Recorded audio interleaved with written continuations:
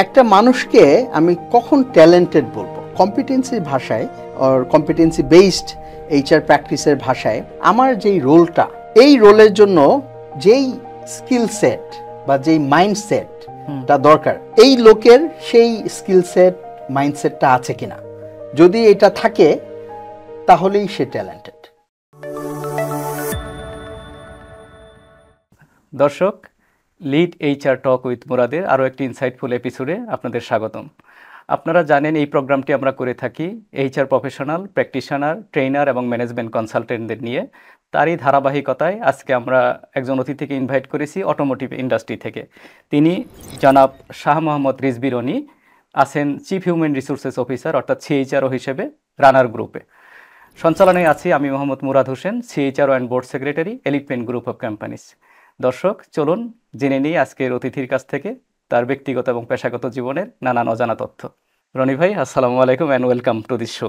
ওয়ালাইকুম আসসালাম, thank you so much, thank you for having me today. আচ্ছা রনি ভাই, আমরা পেশাগত জীবনে অনেক গল্প করব, তার মধ্যে শুরুতে আমি একটু ব্যতিক্রমী একটা কোয়েরি থেকে আসতে চাই। সেটা হলো, আপনি হার্ভার্ড ইউনিভার্সিটি, একটা স্বপ্নের জায়গা, মানে ওয়ার্ল্ডের টপ ইউনিভার্সিটি, সেখানে আপনি একজন অ্যাটেন্ডি 2022 সালের নভেম্বরে প্রবাবলি, আমি যতটুকু জানি আপনি সেখানে একটা লিডারশিপ প্রোগ্রামে অ্যাটেন্ড করেছেন, মানে leadership excellence in management development, এবং সেটা একটা কোর্স, এর একাধিক মডিউল আছে। আপনি ইমোশনাল ইন্টেলিজেন্স ফর লিডারশিপের জন্য যে কোর্সটা করেছেন, এই যে এই আগ্রহটা কিভাবে আপনি আসলো আপনার ভিতরে, এবং যাওয়ার পরে যা দেখলেন বাংলাদেশের লিডারশিপের উপর যে কোর্সগুলো হয় বা যে দৃষ্টিভঙ্গিটা আমরা দেখি, ওখানে ব্যতিক্রম কি পেলেন, এটা যদি একটু সামারাইজ করেন। আসলে আমরা তো কর্পোরেট প্রফেশনাল, সো ম্যানেজমেন্ট এটা কি আসলে আর্ট নাকি সায়েন্স, এটা নিয়ে কিন্তু একটা প্রশ্ন সবসময় থেকে যায়। যেমন ধরেন, আপনার লিডারশিপের প্রায় 200-এর উপরও ডেফিনেশন আছে। তো আমরা যখন কোনো কিছু প্র্যাকটিস করতে যাই আমাদের জীবনে, তখন কিছু প্রশ্ন থেকে যায় আসলে, what is the right way and what should be the right approach to practice management.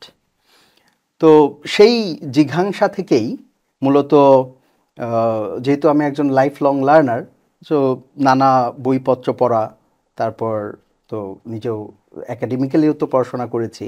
তো একসময় মনে হলো যে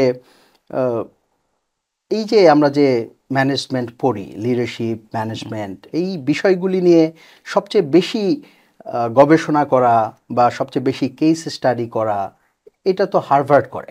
এক্স্যাক্টলি। সো তখন আমার মনে হলো যে why not going there and learn from the best, how they create knowledge and disseminate. And যে কোনো কিছু রেফারেন্সে আপনি দেখবেন যে হার্ভার্ডের আর্টিকেলের আমরা রেফারেন্স দিয়ে থাকি। তো তখন মনে হলো যে it would be really nice if I could be there and learn from the Harvard faculties. So ওই চিন্তা থেকেই মূলত আমার এই চেষ্টাটা করা এবং এই সার্টিফিকেশনটা পারসু করা। আমরা যখন বিভিন্ন অর্গানাইজেশনে কাজ করি, আপনি দেখবেন যে এক একজন লিডারের এক একটা লিডারশিপের স্টাইল থাকে। আপনি কিন্তু আপনার যারা ধরেন বস ছিলেন ক্যারিয়ারে, সবাই লিডারশিপ স্টাইল কিন্তু এক এক রকম ছিল না। প্রত্যেকেই ভিন্ন ভিন্ন লিডারশিপ স্টাইল আপনি দেখেছেন। তাদের কিছু জিনিস আপনি অ্যাপ্রিসিয়েট করেছেন, কিছু জিনিস আপনার ভালো লাগেনি, অথচ দে অল আর লিডার্স। তারা কিন্তু একটা লিডিং পজিশনে থেকে কর্পোরেটে নিজেদের একটা অবস্থান করে নিয়েছে। বাট আপনি যদি নিজে আসলে একজন এক্সাম্পলারি লিডার হইতে চান, then what are the attributes and what are the principles that you should follow and practise, এই জায়গাটা কনক্রিটলি জানার জন্যই আমার হার্ভার্ডে যাওয়া। এবং সেখানে যেটা করে, আমি দেখেছি যে ফ্যাকাল্টি যারা আছেন হার্ভার্ডে, they don't say anything on their own, they always give reference. যে হয়তো বা কোনো একটা থিওরি থেকে সে রেফারেন্স দিয়ে কথা বলছে, কোনো একটা হয়তো বা সে কেস স্টাডি থেকে রেফারেন্স দিয়ে কথা বলছে। So anything about management they say, they either found it through research or they have a case study around it. তো ওই জায়গাটা যখন আপনি জানতে পারেন যে তারা যেটা বলছে it is evident, you become more confident যে আচ্ছা তাহলে এইটাই হচ্ছে right way to do it. So আমার কাছে মনে হয়েছে যে Harvard has taken management into a science level. যদিও ধরেন তারা বলে যে leadership is about parenting, there are some thumb rules, but also at the same time there is something unique about you. So আপনি যে কোনো একটা ব্যক্তিকে ফলো করলেই আপনি লিডার হয়ে যাবেন এমন না। You can acquire some qualities, good qualities from a person, but your leadership style should be your unique leadership style. So ওইখানে আমাদেরকে 360 ডিগ্রি একটা ফিডব্যাকের মাধ্যমে আমাদের পার্সোনালিটিটা তারা অ্যানালাইজ করেছে যে what is my own style and then what are my strength that I was born with. প্রত্যেকটা মানুষই, যেমন আমরা বলি যে প্রত্যেকটা মানুষের ভিতরে পটেনশিয়াল আছে, প্রত্যেকটা মানুষই কিছু কোয়ালিটি নিয়ে জন্মগ্রহণ করেছে। সো এগুলিকে আমরা বলি অনেকেই বাই বর্ন ট্যালেন্ট বলে। তো আমরা প্রত্যেকেই এরকম কিছু ট্যালেন্ট নিয়ে জন্মগ্রহণ করেছি। সো আমরা যখন এই ট্যালেন্টটাকে আইডেন্টিফাই করি এবং এইটার উপরে ফোকাস করে আমাদের লিডারশিপ টাকে সাজাই, লিডারশিপের স্টাইলটাকে, then you become an authentic leader. Okay, and that's what they taught us, that there is no leadership single way to practise leadership, it's unique এবং অথেন্টিক লিডার। অ্যাকচুয়ালি মানে লিডারশিপের অথেন্টিসিটিটাকেই তারা বেশি ফোকাস করেছেন। Absolutely, very good, very good. So Roni ভাই, আপনার একটু একেবারে শুরুর দিকে চলে যাই। এই যে এইচআর প্রফেশনাল হয়ে বর্তমানে আজকের একজন গেস্ট হিসেবে এখানে এসেছেন, শুরুর দিকে আপনার পরিকল্পনা কি ছিল? আপনি কি এইচআর প্রফেশনালি হবেন ফিউচারে, এটাই ড্রিম ছিল, নাকি হঠাৎ করে হয়ে যাওয়া বা কোনো একটা পার্টিকুলার সিচুয়েশনের উপর বেস করে আপনার ডিসিশনটা চেঞ্জ হয়েছে যে আমি এখন এইচআর প্রফেশনাল হব? এটা যদি একটু সংক্ষেপে বলেন। That was really an interesting journey. আসলে I always wanted to be a teacher. হ্যাঁ, তো that was my passion, still my passion, যে কারণে আমি এখনো টুকটাক ট্রেনিং করাই, অ্যাডজাঙ্ক্ট ফ্যাকাল্টি হিসেবে ইউনিভার্সিটিগুলিতে ক্লাস নেই। But ইউড be surprise to know যে আমার বিবিএতে কিন্তু আমার মেজর ছিল finance. So I could have a career around finance, যেটা হয় ইউজুয়ালি যে সে যে সাবজেক্টটাতে পড়ে ওই সাবজেক্ট রিলেটেড একটা জব নেয়। কিন্তু আমি ওইটা পড়তে যেই I felt that I am not a number guy. মানে আমি একটা ডেস্কে বসে শুধুমাত্র অ্যানালাইজ করব, ক্যালকুলেশন করব, I am not that kind of personality. Rather আমি যেহেতু ছাত্র অবস্থাতেই আমার একটু টিচিং এর প্রতি যেহেতু প্যাশন ছিল, আই ইউজ টু টিচ, কিছুটা এক্সট্রোভার্ট যদি বলি। Right, as a person I am extrovert. So তখন যেটা হতো যে আমি বিভিন্ন কোচিং সেন্টার, তারপর ল্যাঙ্গুয়েজ ইনস্টিটিউটগুলিতে আমি ইংরেজি পড়াতাম। যেটা হতো যে ওইখান থেকেই হচ্ছে টিচিং এর প্রতি একটা প্যাশন। তো I thought that I would become a teacher, but যেটা হয় যে you cannot always choose your career. So এই জন্য আমরা এইচআর ভাষায় যেটাকে বলি যে career by choice and career by chance. আমারটা হচ্ছে to some extent that was neither a chance nor a choice, in between. I wanted to have a career যেখানে মানুষকে আসলে ডেভেলপ করার অপরচুনিটি আছে। যেহেতু আমি অনেক সেলফ স্টাডি করি, so I always feel like helping others reach their full potential. প্রত্যেকটা মানুষেরই আসলে প্রচণ্ড পটেনশিয়াল আছে তার ভিতরে, এটা তারা আসলে রিয়েলাইজ করে না অনেক ক্ষেত্রেই, due to the environment or the negative feedback they always receive. আমি এটার উদাহরণ দিতে যে বলতে পারি যে আমি যখন ফিনান্স থেকে এইচআরে আসতে চাইলাম, তখন কিন্তু আমার অনেকেই বলেছে যে না, আপনার তো এই কাজটা করো না। হ্যাঁ, এইচআরে ডিগ্রি নাই, আপনার এটা তো ডিফিকাল্ট হবে। তো আমি কিন্তু তখন ট্রেনিং দিয়ে স্টার্ট করি। So I was in Dhaka সেনা মিশন দ্যাট টাইম। তো এরপরে যেটা হলো যে আমি ধরেন তখন তো ছাত্র জীবনে ইংরেজি পড়াতাম, তো বিডি জবসে আমি ট্রেনিং করাতাম on communication skill, presentation skill. তো ওইখান থেকে মার্কেটে আমাকে ইংলিশ ল্যাঙ্গুয়েজ ট্রেনার হিসেবে জানতো। তো এরপরে যখন আমি লিডারশিপ ট্রেনিং বা অন্যান্য এরিয়াগুলিতে ট্রেনিং দেওয়ার জন্য অ্যাপ্রোচ করা শুরু করলাম, মানুষ বলা শুরু করলো যে উনি তো ইংলিশ ট্রেনার। হ্যাঁ, তো এই যে মানুষের সম্পর্কে যে একটা স্টেরিওটাইপ ধারণা তৈরি করা, ধরুন ওইটাকে আমাকে ভাঙতে হয়েছে। আমি আমার ইউনিভার্সিটিতে টিচার হতে চেয়েছি, আই ওয়াজ এ টপার, কিন্তু তাদের পলিসি ছিল হচ্ছে যে you have to have a masters from abroad. So আমি আমার ইউনিভার্সিটিতে ফ্যাকাল্টি হতে পারি নাই, but it didn't stop me. আমি তখন আরও কয়েকটা ইউনিভার্সিটিতে যে কথা বলা শুরু করলাম যে I want to be a faculty. By the way I studied at a private university. অনেকে বলছে আপনি তো পাবলিক ইউনিভার্সিটি না, সো প্রাইভেট ইউনিভার্সিটি তো আপনাকে আসলে টিচার হিসেবে নেবে না, আপনার বিদেশি ডিগ্রি নাই। কিন্তু এগুলি কিন্তু আমাকে থামায় রাখে নাই। I wanted two পারসু my passion. So আমি মানে পিপল ডেভেলপমেন্টের যে নেকটা, সেখান থেকে মূলত এইচআর প্রফেশনাল হয়ে ওঠা, যদি আমরা একেবারে র্যাপ আপ করি সংক্ষেপে। আচ্ছা আচ্ছা।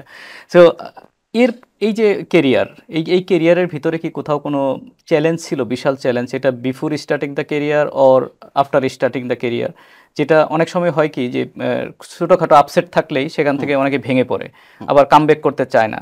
মানে ওরকম কোনো এক্সাম্পল আছে আপনার লাইফে যে কোনো একটা সার্টেন পিরিয়ডে আপনি একেবারে আপসেট হয়ে গিয়েছিলেন, কিন্তু সেখান থেকে আবার কামব্যাক করেছেন? মানে আমাদের লাইফটা তো প্রতিনিয়তই চ্যালেঞ্জিং। আমাদের জীবনটা তো ধরেন আপনি যেই পেশায় থাকেন, কোনো পেশাই আসলে মসৃণ না, আমাদের জীবনটাও মসৃণ না। There are challenges at every step and we are to overcome those. ওইখানেই হচ্ছে ধরেন রেজিলিয়েন্সের প্রশ্নটা আসে, যেটা ধরেন আমার যে হার্ভার্ডের যেই ইমোশনাল ইন্টেলিজেন্স ইন লিডারশিপ, তার ভিতরে একটা বড় অংশ ছিল যে বিং রেজিলিয়েন্ট।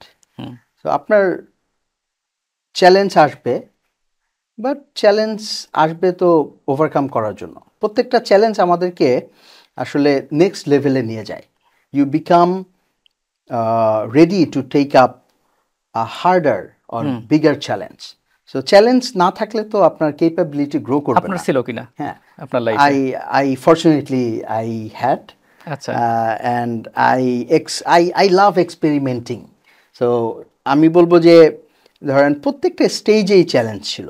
আমি যখন এনজিওতে ক্যারিয়ার শুরু করলাম ঢাকা সেনা মিশনে, ওইখান থেকে যখন আমি কর্পোরেটে ঢোকা শুরু করলাম, সে আফটার সার্ভিং 3 years, তখন আমার ট্রানজিশন পিরিয়ডটা, জি। সো তখন ধরেন আমি একই সাথে মাস্টার্স করছি হিউম্যান রিসোর্স ম্যানেজমেন্টের উপরে সিভিল সার্ভিস কলেজে, রাইট, ঢাকা ইউনিভার্সিটির অধীনস্থ। তো ওরাই প্রথম মাস্টার্স প্রোগ্রাম শুরু করে বাংলাদেশে। তো আমি যখন ওইটাতে এনরোল করলাম, যেহেতু আমি এইচআর এ ক্যারিয়ার করতে চাই, তো I had a lot of classmates who are into HR and তারা বেশ ভালো ভালো প্রতিষ্ঠানে ভালো ভালো জায়গায় ছিল। সো আমি যখন তাদের কাছে জিজ্ঞেস করতাম how I can start, so তখন কিন্তু তারা আমাকে বেশিরভাগ ক্ষেত্রে বলতো যে কর্পোরেটে যাইতে হলে you have to start afresh, এই এনজিওর 3 years এক্সপিরিয়েন্সটাকে বাদ দিয়ে, কারণ NGO and business organisations are different.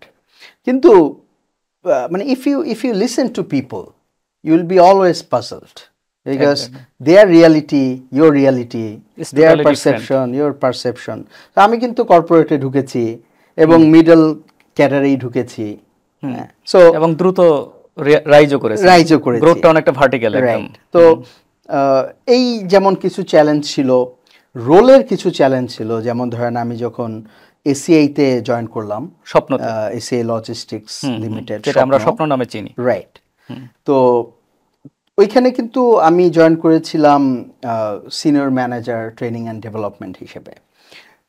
তো এরপরে যখন 3 মাস পরেই আমাকে হেড অফ এইচআর এর রোল দেওয়া হইলো, মানে out of nothing, then around 3,500 people were working that time, and সারা বাংলাদেশ ব্যাপী এদের অপারেশন।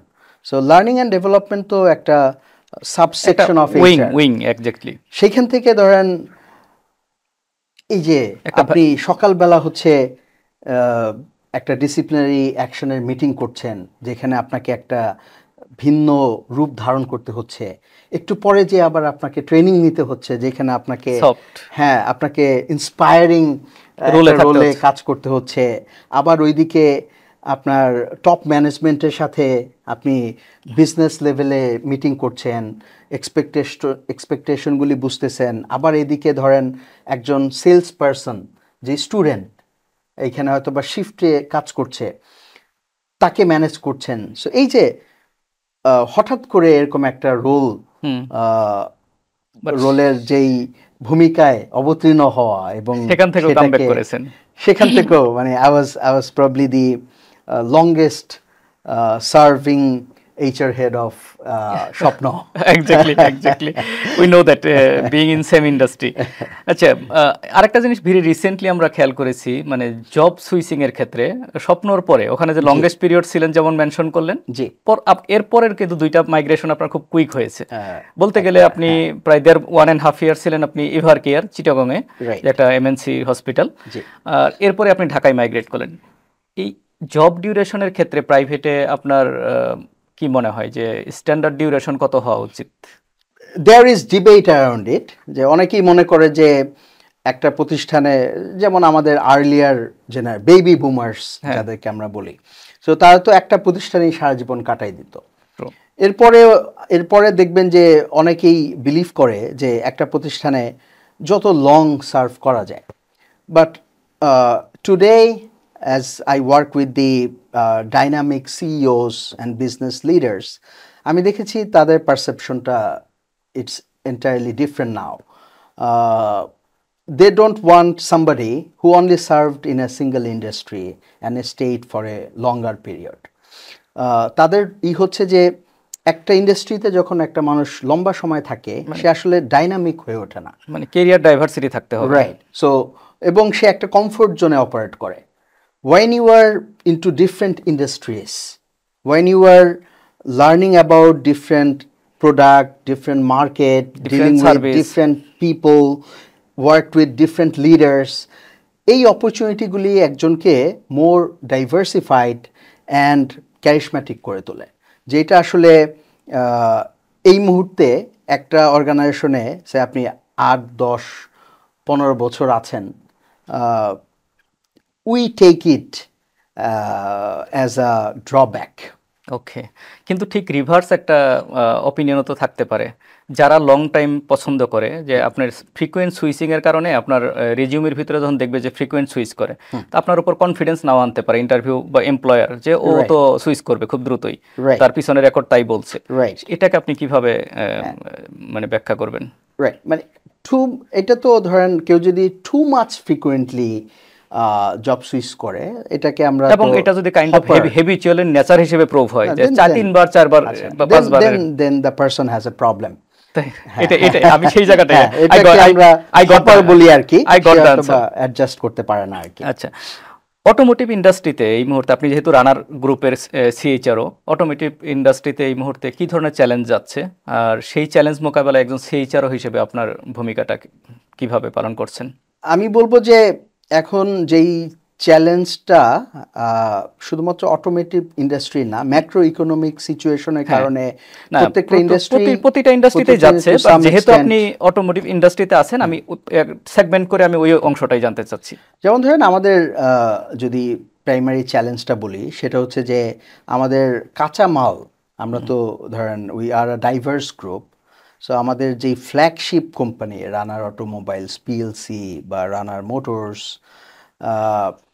এইখানে যেই কাঁচামালগুলি, যেহেতু আমরা এগুলি আমাদের দেশে প্রডিউস করি, হুম সো কাঁচামাল বা র ম্যাটেরিয়ালগুলি আনতে হইলে আমাদেরকে তো একটু এলসি করে আনতে হয়। সো দেখা যাচ্ছে যে এই আগে তো আপনার এলসি মার্জিন থাকতো, এখন তো 100% মার্জিনে আমরা হচ্ছে ক্যাশ পেমেন্ট করে এটাকে প্রোডাক্ট নিয়ে আসতে হচ্ছে। So due to the dollar crisis at national level, আমরা দেখা যাচ্ছে যে যেই পরিমাণ আমাদের ইম্পোর্ট করার কথা ওই পরিমাণ ইম্পোর্ট করতে পারছি না, কারণ হচ্ছে গভর্নমেন্ট বিভিন্ন সেক্টরকে ডিফারেন্ট প্রায়োরিটি দিচ্ছে, ফুড অ্যান্ড আদার থিংসকে বেশি ফুড প্রায়োরিটি মেডিসিন দিচ্ছে। Power sector RMG right, right. So এইগুলিকে যেমন বেশি প্রাধান্য দিচ্ছে, আমরা তো ধরেন এটা আমরা যেহেতু অটোমোটিভ ইন্ডাস্ট্রির, সো এইটা একটা বড় চ্যালেঞ্জ আমাদের জন্য এই মুহূর্তে, যে এলসি ঠিকমতো ওপেন করা এবং যেই পরিমাণ প্রোডাক্ট দরকার, যেমন আমাদের এটার কারণে কি বিজনেসের টার্নওভারে কোনো ইম্প্যাক্ট পড়েছে? সার্টেনলি, যেমন Certainly. ধরেন আপনার যখন করোনা শুরু হলো তখন আমরা অনেক পার্টস আমরা ঠিকমতো দেখা যাচ্ছে যে বাইকের বা টু হুইলার বা থ্রি হুইলারের র ম্যাটেরিয়ালগুলি আমরা আমদানি করতে পারছি, কিন্তু দেখা যাচ্ছে পার্টসগুলি আমদানি করতে হয়তো বা ওই লাক্সারিটা দিচ্ছে না বা পাওয়া যাচ্ছে না। সেক্ষেত্রে সার্ভিসের প্রবলেম হয়েছে, কাস্টমার ঠিকমতো তার একটা এখন সার্ভিসটা সিএইচআরও তো পায়নি। একটা বিজনেস স্ট্র্যাটেজির সাথে এইচআর স্ট্র্যাটেজিকে অ্যালাইন করতে হয়। এই যে এই ধরনের চ্যালেঞ্জগুলো, এখানে সিএইচআরও হিসেবে আপনাকে কি চ্যালেঞ্জ ফেস করতে হচ্ছে? রানার যখন একটা ট্রানজিশন পিরিয়ড পার করেছে, আই ওয়াজন্ট দেয়ার। সো আমি যখন জয়েন করলাম রানারে, I think around 10 months back, তখন আমাদের আসলে বিজনেস ডাইভার্সিফিকেশন শুরু হয়েছে এবং আমরা তখন আসলে আবার কি বলে রিগ্রোথ স্টেজে পৌঁছেছি আর কি। তো আমরা যেমন প্রোডাক্ট ডাইভার্সিফিকেশনে গিয়েছি, দেখা যাচ্ছে যে কোনো একটা পার্টিকুলার মডেল ওইটার পার্টস পাওয়া যাচ্ছে না, কিন্তু আমার কাছে বাইক আছে। সো এই বাইকগুলি হচ্ছে পার্টসে রূপান্তরিত করে এই সার্ভিসগুলি দেওয়া কাস্টমারকে।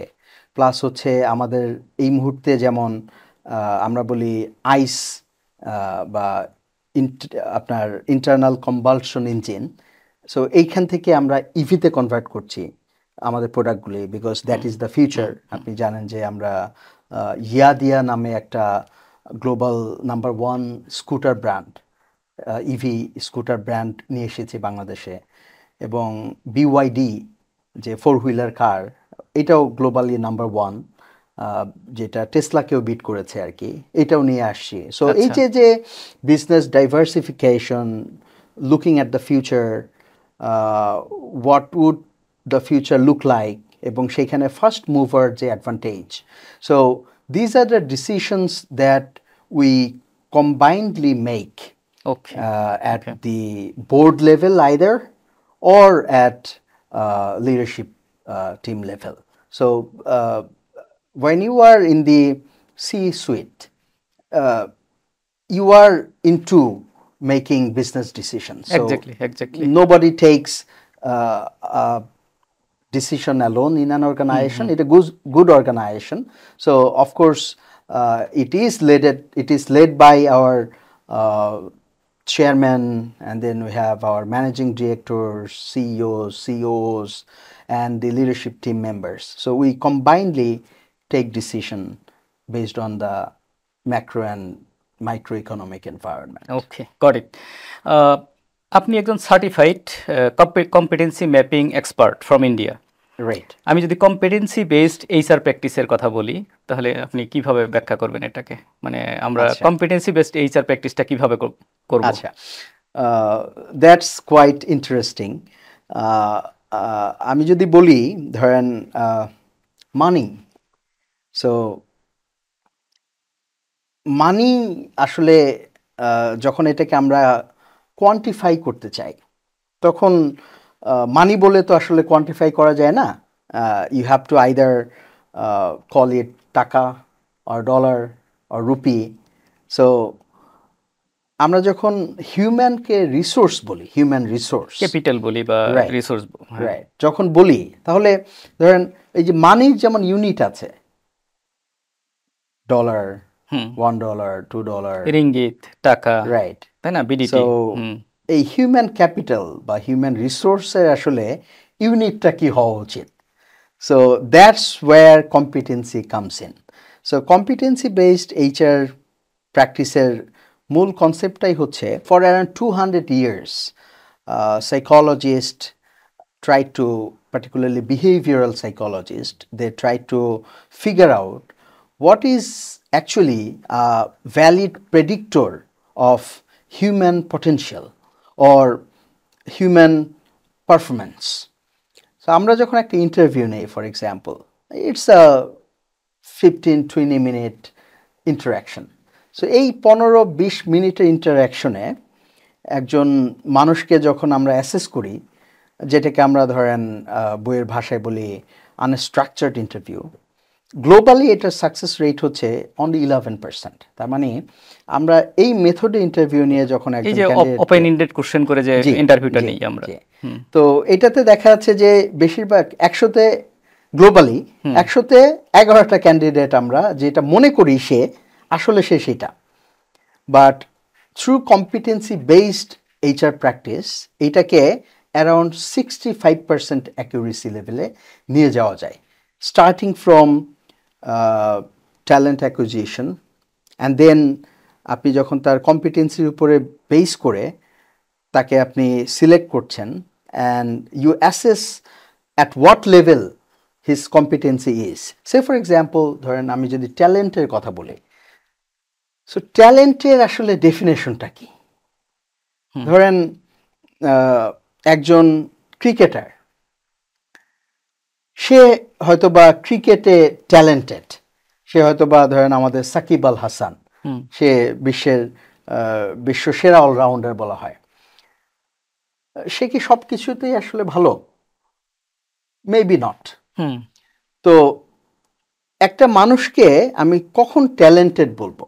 সো কম্পিটেন্সির ভাষায় অর কম্পিটেন্সি বেসড এইচআর প্র্যাকটিসের ভাষায় আমার যেই রোলটা, এই রোলের জন্য যেই স্কিল সেট বা যেই মাইন্ডসেটটা দরকার, এই লোকের সেই স্কিল সেট মাইন্ডসেটটা আছে কিনা। যদি এটা থাকে তাহলেই সে ট্যালেন্টেড। ওকে, সে আরেকটা রোলের জন্য ট্যালেন্টেড নাও হইতে পারে, হয়তোবা তার যে স্কিল সেট ওইটা ওই রোলের জন্য, but for this particular job মানে হি ইজ ট্যালেন্টেড। যদি তার আমার রোলের রিকোয়ারমেন্ট এবং তার নলেজ, স্কিল, অ্যাটিটিউড যদি ওইটার জন্য ফিট ইন করে, তাহলে সে আমার এই রোলের জন্য ট্যালেন্টেড। এখন say for example selling skill, so selling স্কিলে সে আসলে কোন লেভেলে আছে, সে কতগুলি লিডকে কনভার্ট করতে পারে ইনটু সেলস। সো কেউ দেখা যাচ্ছে যে সে 30%, 40% লিডকে, প্রসপেক্টকে সেলসে কনভার্ট করতে পারে, তাহলে তার আমরা বলি যে he has 30%, he is 30% competent. So এখন তাকে আমি কিভাবে 50%-এ নিয়ে যাব, 80%-এ নিয়ে যাব, ওই জায়গাটাতে তখন কম্পিটেন্সি বেসড ট্রেনিং অ্যান্ড ডেভেলপমেন্টের বিষয়টা আসে। আমরা কম্পিটেন্সির মিনিংটা ধরে নিতে পারি যে নলেজ, স্কিল অ্যান্ড অ্যাটিটিউড, এই তিনটার কম্বাইনেশন কম্পিটেন্সি। রাইট, অনেকেই অ্যাটিটিউড বলে, অনেকেই আবার এটাকে অ্যাপটিটিউড বলে। যদি এখন দেখা গেল একজনের স্কিল আছে, কাজটা কিভাবে করতে হবে সেটা জানে, বাট তার অ্যাটিটিউড ভালো না, রাইট, তাহলে he is not talented guy for that particular job. Right. প্রত্যেক মানুষের কিছু ফিউচার পরিকল্পনা থাকে। আপনার এজ গ্রুপের তুলনায় আমরা ধরে নিতে পারি যে আপনি যথেষ্ট মানে অ্যাডভান্স বা অ্যাডেড জায়গায় আছেন। আগামী 10 বছর পরে একজন রিজভী রনি ভাইকে আমরা কোথায় দেখতে পাবো, বা আপনার পার্সোনাল গোল সেটিংটা কোথায়? আপনি জানেন যে বাংলাদেশে এইচআর থেকে সিইও হওয়ার এই ট্রেন্ডটা খুব কম, মানে এক্সাম্পল তেমন নাই বললেই চলে। সো আমার লাইফে আমি অনেক ব্যারিয়ার ব্রেক করেছি।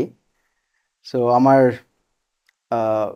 হয়তোবা 10 ইয়ার্স না, আমার নিয়ার শর্ট টার্ম প্ল্যান হচ্ছে to be CEO, at least within COO, আমি আসলে একটু ভাগ্যে বিশ্বাসী তো, হুম so I not only depend on my ability, I also believe in luck. So এই দুইটার কম্বিনেশনেই আসলে হুম হুম আমার মনে হয় যে the best way to look at it is luck and your ability and attempt.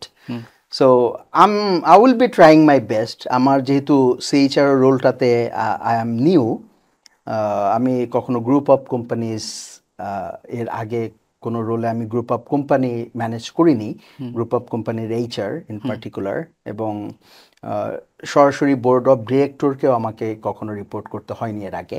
So I have a lot to learn in my current role. So say I want to spend a considerable time here as a CHRO, and এইখান থেকে অনেক take away আছে for my own development as a CHRO. At the same time, আসলে I am learning a lot from my colleagues, business colleagues as well. যারা ধরেন I learn a lot from my MD, I learn a lot from my supervisor, I learn a lot from my chairman, I learn a lot from the board of directors. So এইটা আমাকে আসলে confident করছে দিনে দিনে। ধরেন আমরা যখন HR এর লেন্স দিয়ে একটা অর্গানাইজেশনের দিকে তাকাই, আমাদের চোখে এক ধরনের জিনিস ধরা পড়ে।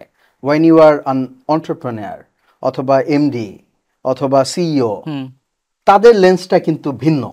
সো ওই লেন্সটাই আসলে পড়ার চেষ্টা করছি, এবং যখন দেখব যে না, লেন্সটা দিয়ে ক্লিয়ারলি আমি দেখতে পাচ্ছি আমার ভিশনটা, তখন আপনি ওই রোলে then নেবে। probably I will try to embark on that journey. What about the designation business head? I want to run a business. ওকে ওকে, মানে আমরা দোয়া করি আপনার সেটা খুব দ্রুত মানে সেই দিনটা আসুক আর কি। আপনি একজন ক্যামব্রিজ সার্টিফাইড ইংলিশ ট্রেনার, এছাড়াও আপনার ব্যাপারে একটা কি বলবো অ্যাপ্রিসিয়েশন আছে আমাদের সার্কেলের ভিতরে, যে আপনি খুব প্রমিত বাংলায় কথা বলেন। এই যে ল্যাঙ্গুয়েজের প্রতি আপনার যে একটা মানে নেক, এটা কি ওই টিচার হতে চেয়েছিলেন ওই কারণে, নাকি আলাদা কোনো প্যাশন আছে আপনার এই ল্যাঙ্গুয়েজের প্রতি, যে আপনি বাংলা বা ইংলিশ এই দুটো খুব গুছিয়ে কথা বলেন? কতটুকু পারি আসলে জানি না, কিন্তু আমার মনে হয় যে if you have a beautiful mind, then how you are gonna express that? If you have a brilliant idea, if you have a feeling, আমরা তো আসলে আমাদের অনুভূতিগুলিকে ভাষার মাধ্যমে প্রকাশ করি।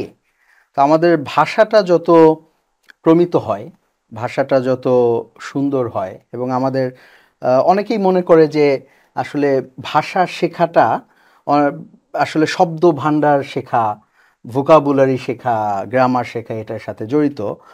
আসলে না, একজন মানুষের ভাষা তখনই সুন্দর হয় যখন সে সুন্দর করে চিন্তা করতে পারে। সো আমরা বলি যে থিঙ্কিং ইজ লিঙ্কিং। সো যে কাউকে আপনি একটা, যে বাংলা আমাদের মাতৃভাষা, আপনি যদি যে কাউকে বলেন যে আচ্ছা আপনি গরুর উপরে একটা রচনা লেখেন, তো মেবি সে ওইটা আসলে লিখতে পারবে না, অথবা খুব সুন্দর করে লিখতে পারবে না। So it is not about whether it is your mother tongue or a foreign language. Good thinking থেকে অ্যাকচুয়ালি এই মানে সুন্দর আপনি কিভাবে গোছাচ্ছেন বিষয়টা, এক্স্যাক্টলি, and then এটাকে কিভাবে সাজাচ্ছেন, এবং এটাকে শব্দেরও বিউটিফাই করে তোলে। শব্দেরও একটা ভূমিকা আছে। আপনি যত শব্দ ভাণ্ডার আপনার যত সমৃদ্ধ হবে, আপনি তত আপনার রিসোর্সফুল হবেন, তত বেশি সুন্দরভাবে আপনি প্রকাশ করতে পারবেন আপনার অনুভূতিগুলি আর কি। সো এই জায়গা থেকে আসলে থ্যাংক ইউ চেষ্টা করা আর কি। আপনি নিজেও যদিও একজন তরুণ CHRO, তো যারা তরুণ জি গ্রাজুয়েটিং স্টুডেন্ট, তাদের কেরিয়ার ডেভেলপমেন্টের জন্য আপনি কি ধরনের পরামর্শ দিবেন? সো আমি একটা কথাই বলতে চাইবো আর কি, যে যারা তরুণ আছে, আপনি যেই বিষয়ই পড়েন না কেন বা যেই ক্যারিয়ারই আপনি করতে চান না কেন, there would be always negative feedback from your environment. Don't listen to them. We all were born with immense potential. You can be whatever you want. আমি একটু পজ দিয়ে বললাম এই কারণে যে আসলেই আপনি যা হতে চান আপনি তা হতে পারবেন। So there is a saying that energy flows where focus goes. So আপনি যদি ফোকাসড হন এবং সেখানে সময়, শ্রম, মেধা বিনিয়োগ করেন তাহলে আপনি আপনার কাঙ্ক্ষিত লক্ষ্যে পৌঁছাতে পারবেন। এবং ডোন্ট হ্যাভ সেলফ ডাউট। যদি কোনো সেলফ ডাউট থেকে থাকে আপনি ধরে নেবেন যে এই যে সেলফ ডাউটটা এটা হয়তো বা আপনার চারপাশের যারা আছেন তাদের question, that is not your question. Always remember that you are always more than what you think you are. So আপনার ভাবনার চেয়েও আপনি অনেক বড়, এটা একসময় আপনি রিয়েলাইজ করবেন, এখন রিয়েলাইজ না করলেও।